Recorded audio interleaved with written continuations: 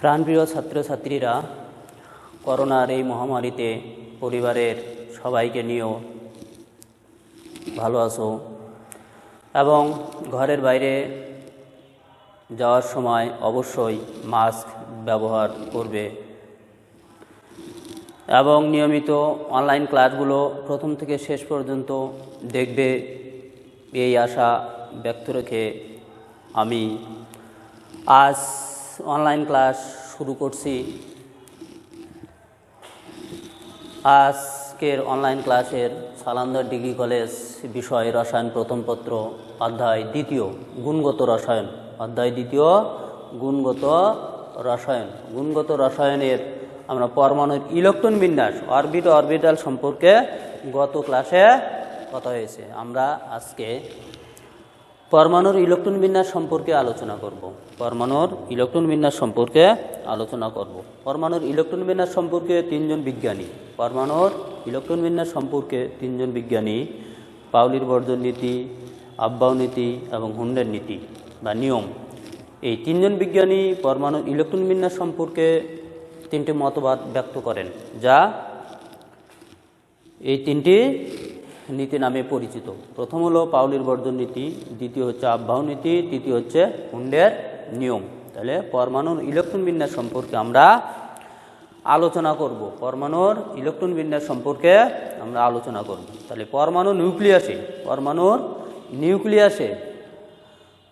নিউক্লিয়াসে কি থাকে? সাধারণত প্রোটন থাকে। পরমাণু নিউক্লিয়াসে প্রোটন থাকে এবং কক্ষপথগুলোতে কি থাকে? ইলেকট্রন থাকে। অর্থাৎ পরমাণুতে, কোনো মৌলের পরমাণুতে ইলেকট্রন, প্রোটন এবং নিউট্রন থাকে। ইলেকট্রন, প্রোটন আর কি থাকে? নিউট্রন থাকে। তাহলে কোনো কোনো মৌলের পরমাণুতে কি থাকবে? ইলেকট্রন, প্রোটন আর নিউট্রন।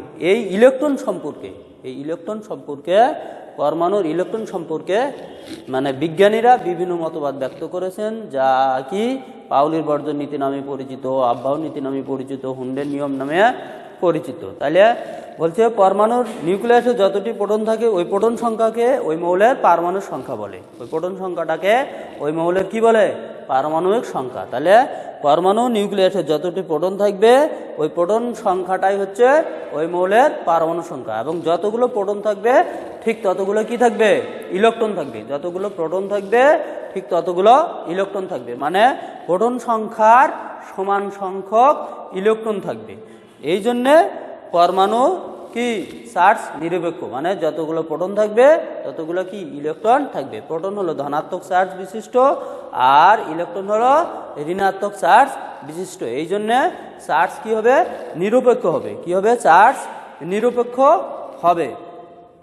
তাহলে এই জন্য কি পরমাণু চার্জ নিরপেক্ষ, এবং এই পরমাণুর কি ইলেকট্রনগুলোতে সর্বোচ্চ 2n2 সংখ্যক, পরমাণুর নিউক্লিয়াসে ইলেকট্রনগুলো সর্বোচ্চ কি 2n2 সংখ্যক, 2n2 এতগুলো ইলেকট্রন কি ধারণ রাখতে পারে। 2n2 সংখ্যক মানে যদি প্রথম শক্তি স্তর, মানে কোনো পরমাণুর প্রথম শক্তি স্তর মানে n এর মান যদি 1 হয়, তাহলে প্রথম শক্তি স্তরে 2টি ইলেকট্রন থাকবে। প্রথম শক্তি স্তরে কয়টি ইলেকট্রন থাকবে? 2টি ইলেকট্রন। n = 2 হয়, n = 2 হলে মানে দ্বিতীয় শক্তি স্তরে, তাহলে দ্বিতীয় শক্তি স্তরে 8টি ইলেকট্রন থাকবে। এইভাবে চলবে। তৃতীয় শক্তি স্তরে কতগুলো ইলেকট্রন থাকবে? চতুর্থ শক্তি স্তরে কতগুলো ইলেকট্রন থাকবে? তাহলে প্রথম শক্তি স্তরে কয়টি ইলেকট্রন? 2টি ইলেকট্রন। দ্বিতীয় শক্তি স্তরে 8টি। অর্থাৎ এই 2n2 এত সংখ্যক ইলেকট্রন কোথায় থাকবে? পরমাণুর মানে বিভিন্ন কক্ষপথ বা শক্তি স্তরগুলোতে এত সংখ্যক ইলেকট্রন থাকবে। তাহলে এই যে পরমাণুর ইলেকট্রন, তাহলে ইলেকট্রন বিন্যাস কাকে বলে? প্রথমে পড়তে হবে কি ইলেকট্রন বিন্যাস কাকে বলে। তাহলে বলছে যে কি কোয়ান্টাম বলবিদ্যা অনুসারে এই পরমাণুর ইলেকট্রনগুলো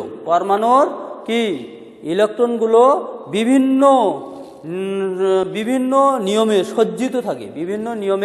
সজ্জিত থাকে। অর্থাৎ কোয়ান্টাম বলবিদ্যা অনুসারে কোনো পরমাণু নির্দিষ্ট সংখ্যক ইলেকট্রন ওই পরমাণুর বিভিন্ন শক্তি স্তরস্থিত নির্দিষ্ট উপশক্তি স্তর বিভিন্ন অরবিটালে নির্দিষ্ট নিয়মে সজ্জিত থাকে। তাহলে এই যে পরমাণুর ইলেকট্রনগুলো নির্দিষ্ট নিয়মে কি আর উপশক্তি স্তরগুলোতে এই যে এস পি ডি এফ এগুলো হচ্ছে উপশক্তি স্তর, এগুলো কি উপশক্তি স্তর। এই উপশক্তি স্তরগুলোতে কি করে মানে সজ্জিত থাকে, এই সজ্জিত থাকাটাকে আমরা ইলেকট্রন বিন্যাস বলি। সজ্জিত থাকাটাকে আমরা কি বলি?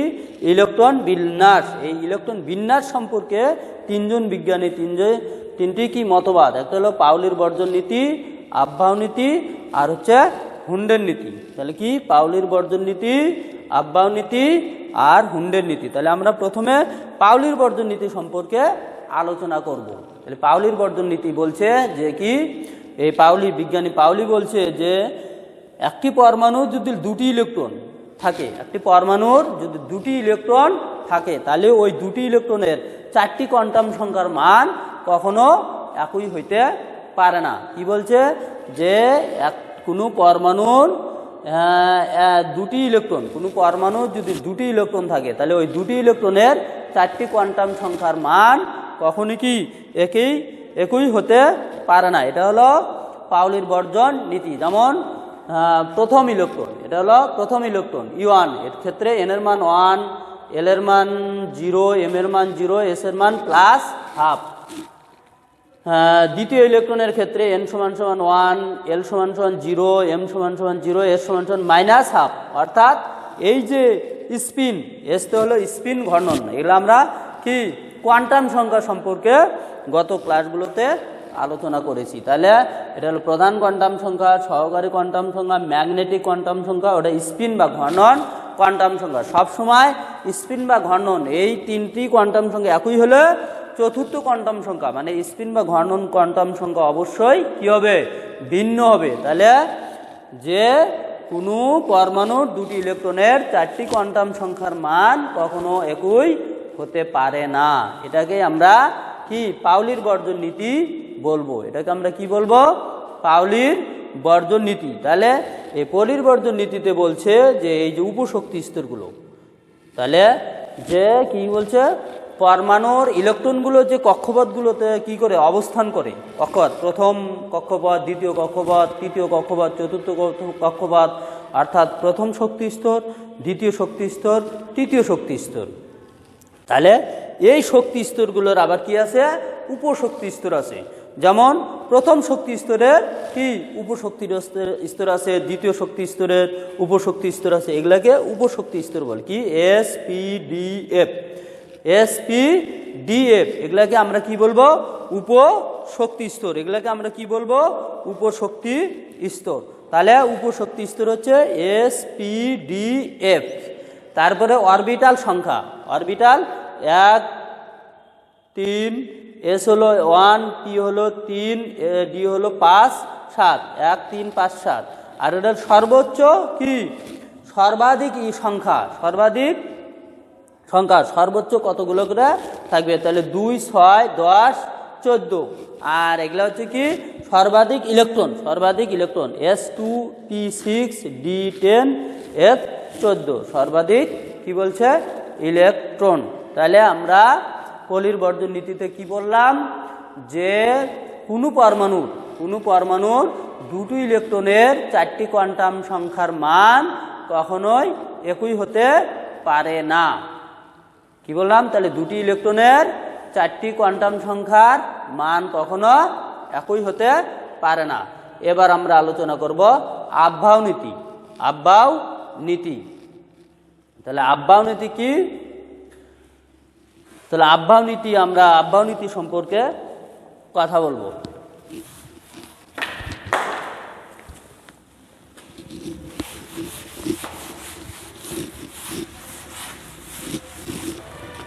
তাহলে আফবাও নীতি বলছে যে এই ইলেকট্রনগুলো, আফবাও নীতি বলছে ইলেকট্রনগুলো কি পরমাণুতে যে ইলেকট্রনগুলো আছে বা থাকবে, এই ইলেকট্রনগুলো প্রথমে নিম্ন শক্তি স্তরে অবস্থান করবে, মানে নিম্ন শক্তি স্তর থেকে উচ্চ শক্তি স্তরে কি বিন্যস্ত হবে, নিম্ন শক্তি স্তর থেকে উচ্চ শক্তি স্তরে বিন্যস্ত। বলছে পরমাণুর ইলেকট্রন বিন্যাসের সময় ইলেকট্রন সমূহ তাদের বিভিন্ন অরবিটালে তাদের শক্তির উচ্চক্রম অনুসারে প্রবেশ করে, শক্তির উচ্চক্রম অনুসারে প্রবেশ করে, অর্থাৎ নিম্ন শক্তি স্তর থেকে উচ্চ শক্তি স্তরের দিকে ইলেকট্রনগুলো কি প্রবেশ করবে। এটাই হলো আব্বাও নীতি। এটাই হলো কি আব্বাও নীতি, যে কি ইলেকট্রনগুলো প্রথমে নিম্ন শক্তি স্তর থেকে উচ্চ শক্তি স্তরে কি করবে, পর্যায়ক্রমে আগাবে বা উচ্চ শক্তি স্তরে নিম্ন শক্তি স্তর থেকে উচ্চ শক্তি স্তরে বিন্যস্ত হবে। যেমন দেখো 1s2 2s2 2p6 3s2 3p6 4s2 3d10। দেখো এখানে তাহলে কি বলছে যে 4s আর 3d, মানে 4s আগে আসছে 3d পরে আসছে, কারণ 4sটা হলো নিম্ন শক্তি স্তর। যদি এখানে 4 আসে তারপরেও 4sটা হলো নিম্ন শক্তি স্তরের ইলেকট্রন আর 3d হলো উচ্চ শক্তি স্তরের ইলেকট্রন। তাহলে কি বলছে, ইলেকট্রনগুলো পরমাণুর এই ইলেকট্রনগুলো নিম্ন শক্তি স্তর থেকে উচ্চ শক্তি স্তরের দিকে যাবে। এটাই হলো আব্বাও নীতি। কি বললাম, যে ইলেকট্রনগুলো নিম্ন শক্তি স্তর থেকে উচ্চ শক্তি স্তরের দিকে যাবে, এটা হলো আব্বাও নীতি। জাস্ট কি বললাম, তাহলে 4s আর হলো 3d, তাহলে 4s আর হচ্ছে 3d, তাহলে 4s 4 প্লাস s এর জন্য 0, তাহলে 4, আর 3 প্লাস d এর জন্য 2, তাহলে 5। দেখো তাহলে 3d হলো, 3dর মান আমরা বের করলাম 5, 3dর মান কি বের করলাম 5, আর 4s এর মান বের করলাম 4, তাহলে 4s হচ্ছে 3dর চাইতে নিম্ন শক্তি স্তর। 4s হচ্ছে এই 4s হচ্ছে কি 3dর চাইতে নিম্ন শক্তি স্তরে, তাহলে 4s 3dর চাইতে কি নিম্ন শক্তি স্তরে, এই জন্য 3dর আগে হচ্ছে 4s, 3dর আগে কি 4s। তাহলে আমরা বিভিন্ন মৌলের ইলেকট্রন বিন্যাস সম্পর্কে আলোচনা করব।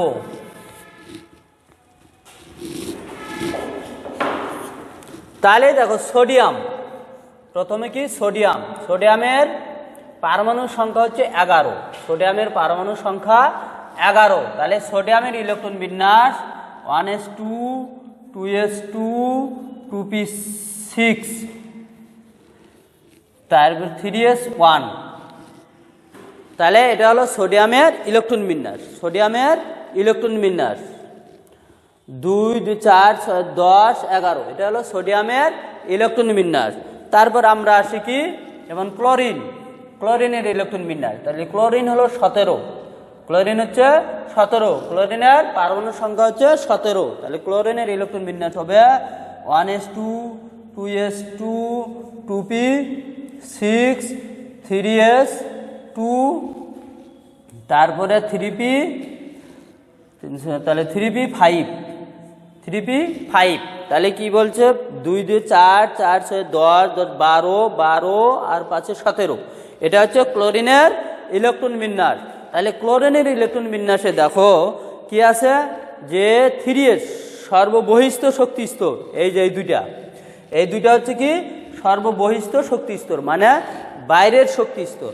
তাহলে এই দুইটাতে আমরা সব সময় জানি যে এই উপশক্তি স্তরগুলো এস আর পি, তাহলে এরা সব সময় অর্ধপূর্ণ আর পূর্ণ থাকতে বেশি পছন্দ করে, অর্ধপূর্ণ আর কি পূর্ণ থাকতে বেশি পছন্দ করে। তাহলে অর্ধপূর্ণ আর পূর্ণ, তাহলে দেখো আমরা যদি এখানে কি করি 1 দেই আর এখানে যদি 6 দেই, তাহলে এটা অর্ধপূর্ণ হচ্ছে, ওটা পূর্ণ হচ্ছে। তাহলে এই ক্লোরিনের ইলেকট্রন বিন্যাস হবে এটা, ক্লোরিনের ইলেকট্রন বিন্যাস হবে এটা। তাহলে ক্লোরিন হচ্ছে পারমাণু সংখ্যা হলো 17, তাহলে ক্লোরিনের ইলেকট্রন বিন্যাস এই, আর সোডিয়ামের ইলেকট্রন বিন্যাস এই। তাহলে ইলেকট্রন বিন্যাস, এই যে আব্বাও নীতির যে ইলেকট্রন বিন্যাস, এই ইলেকট্রন বিন্যাসগুলো করতে হবে কি 1 থেকে 118টি মৌল, 1 থেকে 118 নম্বর মৌল পর্যন্ত মৌলগুলোর ইলেকট্রন বিন্যাস করতে হবে। যেমন কিছু ব্যতিক্রম আছে, যেমন কপার, জিঙ্ক, কিছু ব্যতিক্রম ইলেকট্রন বিন্যাস। কপার হচ্ছে 29, কপার হচ্ছে কত 29। তাহলে এরকম ইলেকট্রন বিন্যাসগুলো কি বাসায় তোমাদের প্র্যাকটিস করতে হবে, ইলেকট্রন বিন্যাসগুলো বাসায় প্র্যাকটিস করতে হবে।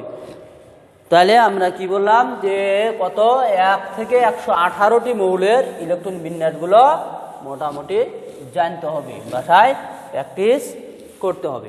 ইলেকট্রন বিন্যাসের একটি কি চার্ট আছে, চার্ট ইলেকট্রন বিন্যাস মানে ধারাবাহিকভাবে খেয়াল রাখতে। তাহলে 1s, এই 2s, 2p, 3s, 3p, 3d, 4s, 4p, 4d, 4a,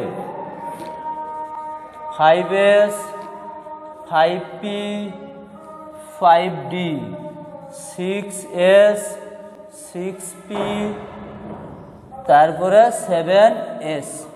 এটা হচ্ছে ইলেকট্রন বিন্যাসের একটা কি চিত্র। তাহলে এই 1s থেকে শুরু হবে, 1s থেকে 7s পর্যন্ত। তাহলে এটা হলো একটা ইলেকট্রন বিন্যাস কি এই চারটা মুখস্থ করার একটা কৌশল। তাহলে প্রথমে হচ্ছে 1s, প্রথমে 1s, তারপরে 2s, তারপরে 2p, তারপরে 3s, তারপরে 4p, 4s, তারপরে 3d, 4p, 5s।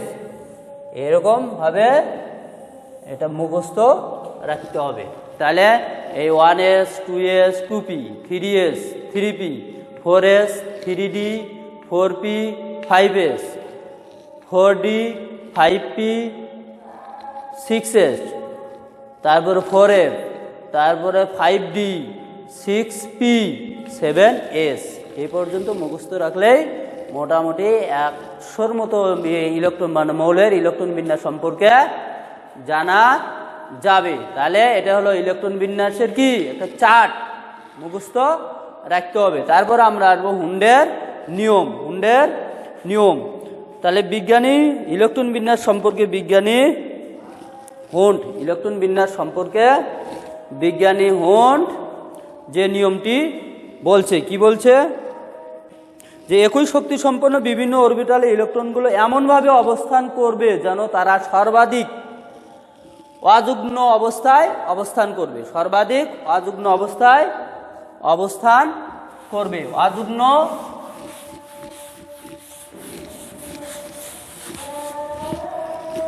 তাহলে অযুগ্ম বলছে একই শক্তি সম্পন্ন বিভিন্ন অরবিটালে ইলেকট্রনগুলো এমনভাবে অবস্থান করবে যেন তারা সর্বাধিক পরিমাণে অযুগ্ম অবস্থায় কি থাকতে পারে। তাহলে যেমন কি আমরা কি সোডিয়ামে আছি, সোডিয়াম হচ্ছে কত, সোডিয়াম হচ্ছে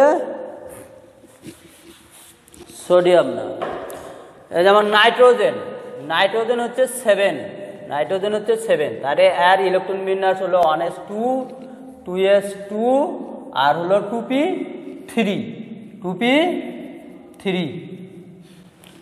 তাহলে এটা হলো নাইট্রোজেনের ইলেকট্রন বিন্যাস। তাহলে আমরা 1s2, 2s2 এই যে 3p-টাকেই তাহলে 3px, 3py, 3pz এই তিনটা অংশে বিভক্ত করতে পারি। এরা কি এই তিনটা অংশে 1, 2, 3। তাহলে এই স্পিন আকারে থাকবে